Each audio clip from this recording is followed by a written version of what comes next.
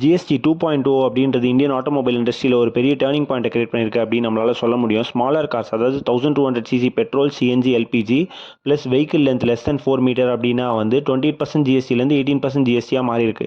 அதே மாதிரி diesel hybrid 1500cc plus vehicle length less than 4 metre அப்படின்னா வந்து 28% ஜிஎஸ்டிலேருந்து 18% ஜிஎஸ்டியாக மாறி இருக்கு.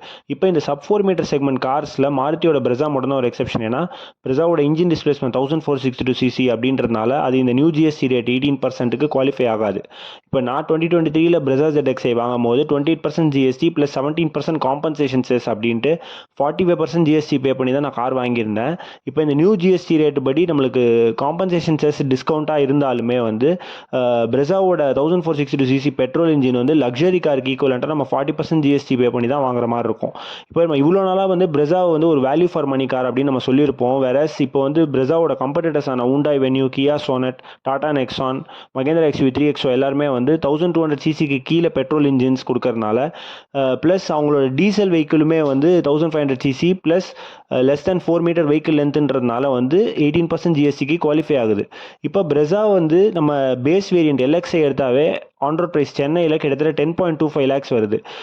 வேறஸ் இப்போ நீங்கள் வென்யூ இல்லை நெக்ஸான், கியா சோனட், XUV 3XOலாம் எடுத்தீங்க பெட்ரோல் வெஹிக்கிள் அப்படின்னாலுமே வந்து நீங்கள் ஒரு மிட் வேரியண்ட்டுக்கும் மேலே வந்து நீங்கள் ஒரு 10 lakhs 11 lakhsல ஒரு நல்ல ஃபீச்சர் லோடட் காராக வாங்கலாம்.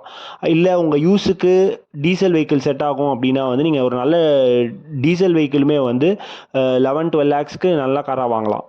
பட் ஸ்டில் நீங்கள் வந்து மாருதி பிரெஸாவோட ரிலையபிலிட்டி ப்ளஸ் மாருதியோட ஆஃப்டர் சேல் சர்வீஸை ட்ரஸ்ட் பண்ணி நீங்கள் 40% ஜிஎஸ்டி பே பண்ணி கார் வாங்குவீங்களா அப்படின்றத கமெண்ட்ஸில் சொல்லுங்கள். நம்ம நெக்ஸ்ட் வீடியோவில் பார்க்கலாம். பை.